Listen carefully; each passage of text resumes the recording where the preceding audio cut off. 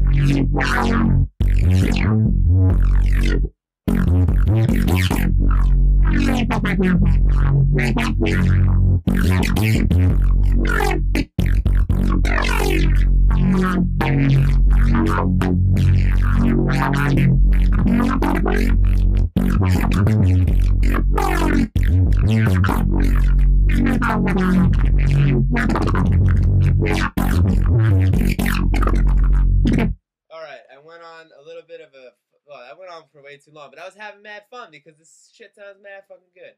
Alright. Alright, so let's walk through this. It's long, it's complicated, it's not easy. You need to know what you're doing. Alright? I'm throwing it out there. I'm not trying to sound like a condescending dick. I'm just saying that um, there's a lot going on right now. All right. So the first thing we got here, and you know what? I lied. I'm gonna fucking recreate it step by step because I love you. Let's move this shit out of the way. Not that. I have to go quick though because nobody wants to sit here for 30 minutes. And if you don't like the noise and you stop watching, then you know what? Like, you're a dick. I don't even give a shit. I'm joking. I don't hate anyone. I love everyone. No haterade. This is 2012 is a no haterade year. No haterade year. So create a combinator, and before you start, I'd like to load in. This is just a bass patch.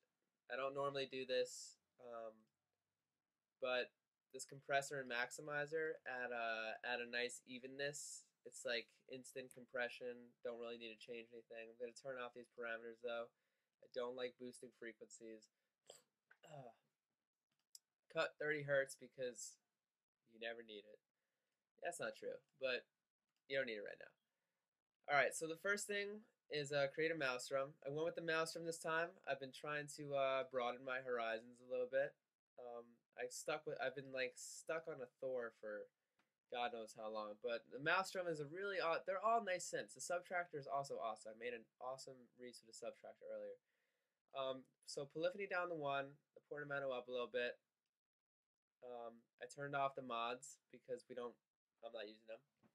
I turned off the filters because also not using them. So oscillator 1 is going to be a sawtooth times 4. I lied. 4. Don't touch anything else in oscillator 1 besides bringing the decay all the way up. Oscillator 2, we're going to need to turn it on, but also make it a sawtooth. Turn it on. What's the motion here? The motion is -48, and the index is 21.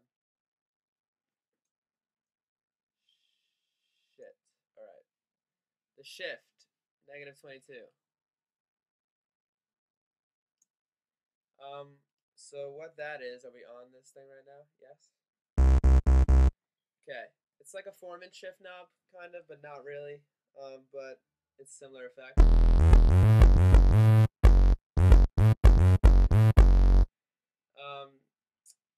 So that's what that is. And bring the decay all the way up. I think I raised the volume by 10. I know I did. I'm not going to even question it. And the scent by like 5. So now we get some detuning and get some nice movement right off the bat. Ready?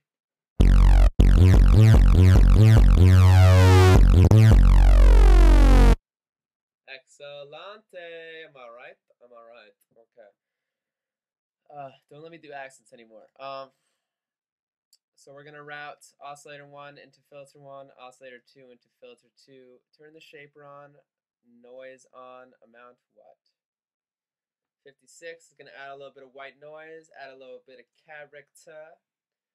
And then we're going to turn the spread on by 10. And this is going to spread filter 1 and filter 2, filter BA, whatever, to the left and the right a little bit. Alright, so the next thing we're going to do is we're going to create a Thor, and we're going to be using this Thor as a filter. So you hold the shift key when you create it, and it doesn't route to anything. I have a preset right here, Thor filter 2. Alright. What is happening in this patch? Alright, I'm just going to copy this. I'm saving time. I really don't want to do this manually. But I'll explain everything that's in this patch right here, right now. So, the first thing that's going down is the audio. You take the output of your Maelstrom and put it into your Thor. Audio in 1, audio in 2. In your routing matrix, you take those inputs and you route them into your filter 3 left in and right in. That means that the audio from the Maelstrom is going into this Thor filter, into this filter right here, filter 3. Then you want it to be a state variable filter. You want it to be a notch filter. Everyone know what a notch filter is? I hope so. Let's take a quick look at it. Not Facebook. Don't go there. Jesus, shit. Stop it. Fucking Mac OS X Lion. Fuck. Did that ruin this tutorial? I don't even give a shit. No, there's no way. Fuck it. No information. I had to fucking open Google Chrome. Fucking bullshit. That's a notch filter. You happy? Ugh. Filter 3 frequency. 605 hertz. Resonance of 20. LFO2 into filter 3 frequency. 81. And it's turned on or off by button 1. So we should probably turn that on. Then what I'm doing here is I'm taking the modulation output CV1 right here and putting into the Maelstrom's pitch. That's having this envelope modulate this pitch. So let's see what's going on here. Just real quick. I can already tell this tutorial is going to take forever.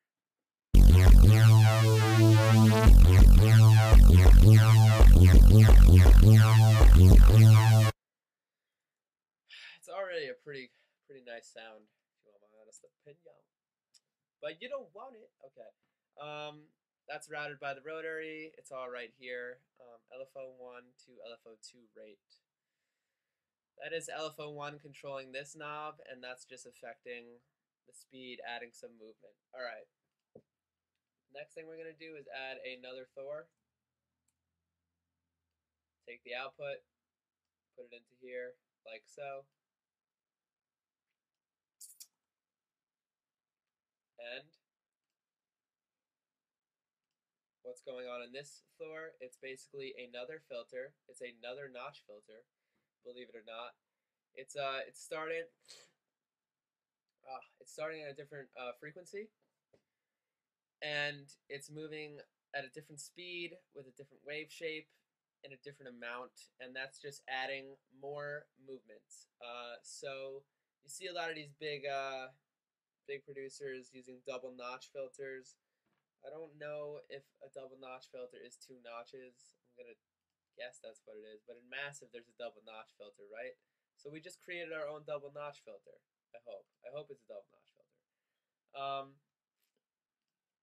So what's the chain right now? 1 oscillators, 2 notch filters, and now we're gonna create a comb filter. That's gonna be the next one in the chain. In the chain. All right. So same thing here. Audio in, blah blah blah blah blah blah blah. LFO2 is now modulating filter 3's frequency again. We have the global envelope affecting the frequency here again by 1/8. It's tempo synced, it's gate triggered, it's looping. Yeah, so that's really all that's going on there, and that just adds the space effect. It's really demeaning word for it, but whatever. See, I was creating that cool like plucking. That's the comb filter plucking. Yeah, so that's that so far.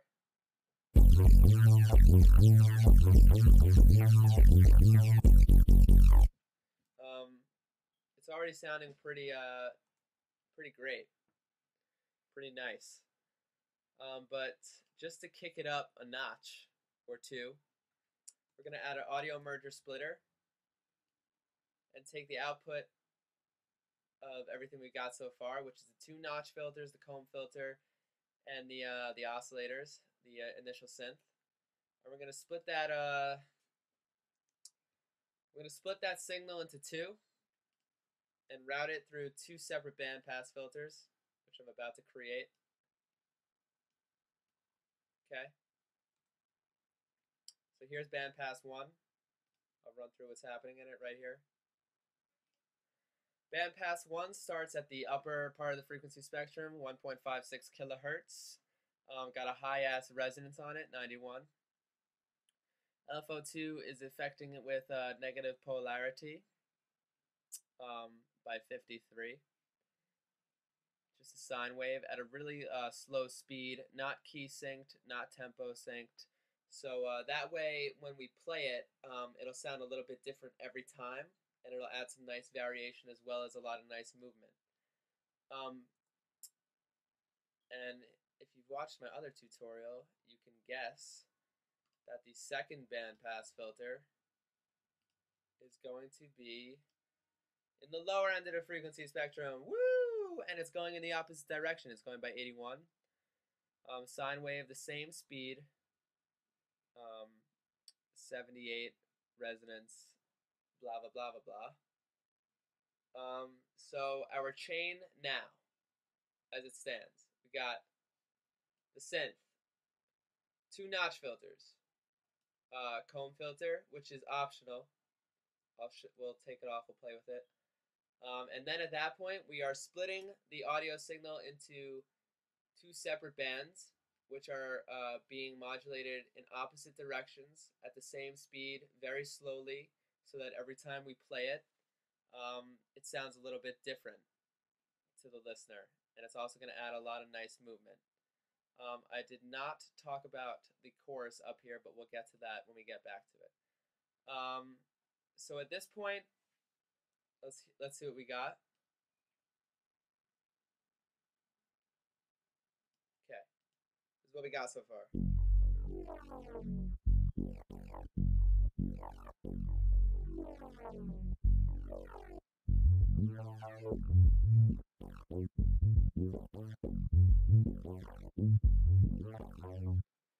Nice and warbly, nice and movementy. There might be a little bit too much low end going on, in which case we could always turn the frequency up over here. We'll play with that later, but I don't think that's the case. So let's take that off. Oh, because I'm an idiot. The last 2 minutes were wrong. They were wrong. Okay. After we have these two separate bands, we need to combine them. So let's start with the top end. This is the higher end of the frequency spectrum. We're merging them together. The Spider Audio merger and splitter. It's a merge of shit. So now, this is the oscillators, the 2-notch filters, the optional comb filter, and the 2 bandpass filters which have been split, and now they're recombined together. This is what we got.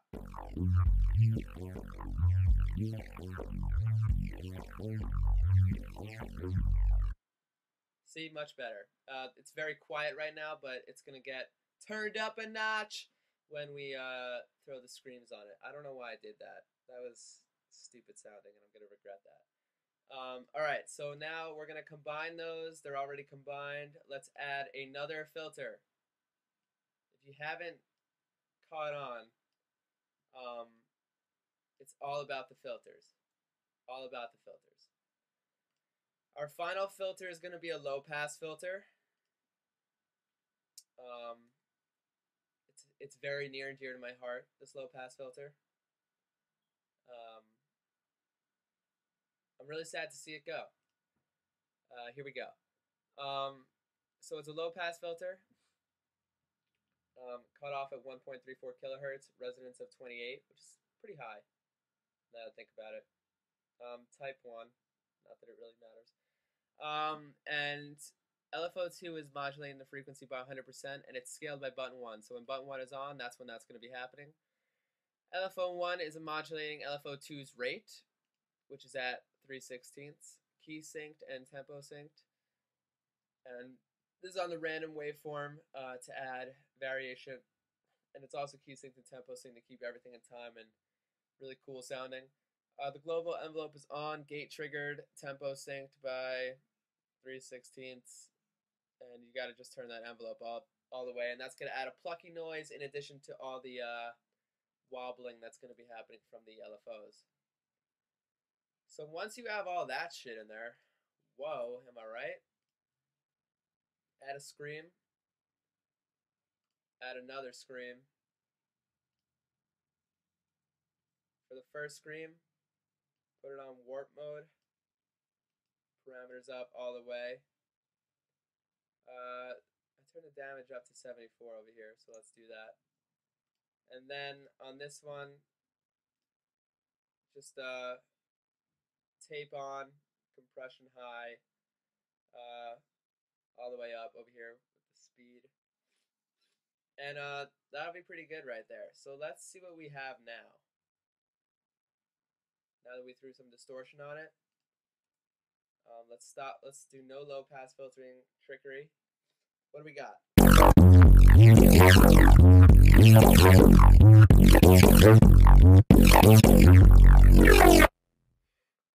Turn our low pass filter on, bring it down to like 127.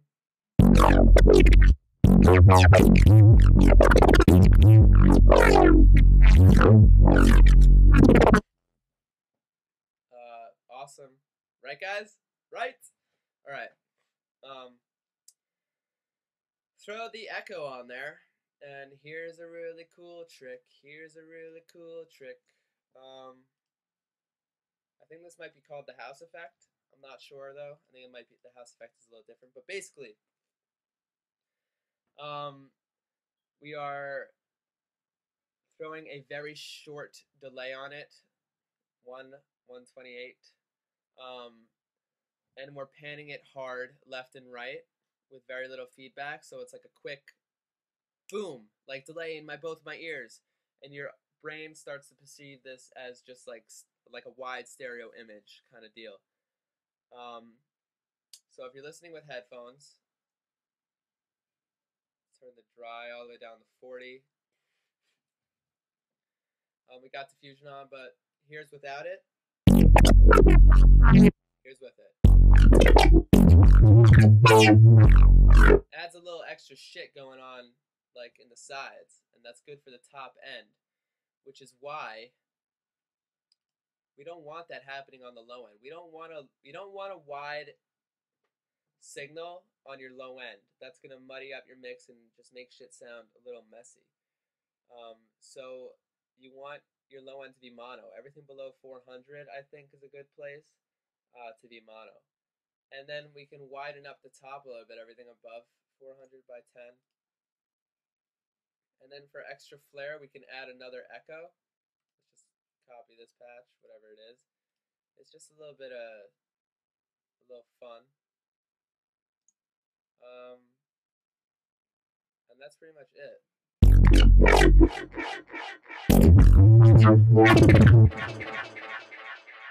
And this is actually this is a bad thing what's happening here, because the compression up here is making that delay way louder than it would be otherwise. But that's not such a big deal. I don't really care about that right now. Other things that I did to widen up the sound, I skipped over earlier on our first Thor, but it can be added anywhere in the chain. I threw the chorus on a little bit, just a little bit, 20, delay 4.9, and a feedback of 53, and that just widens up the sound, like off, on. Just a little bit of detuning of wideness. And that's the sound, right?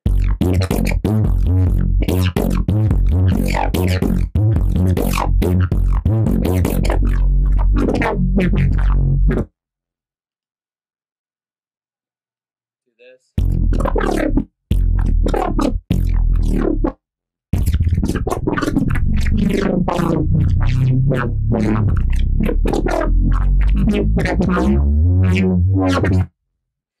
I mean, yeah. Let's see if there's any difference. No, they sound pretty similar. So yeah, that is the noise right there.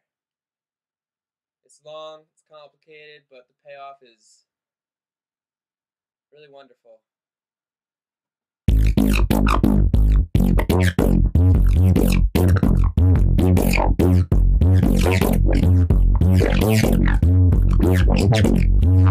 Oh, I'm gonna get caught up doing that. That's mad fun. All right. I hope you have enjoyed.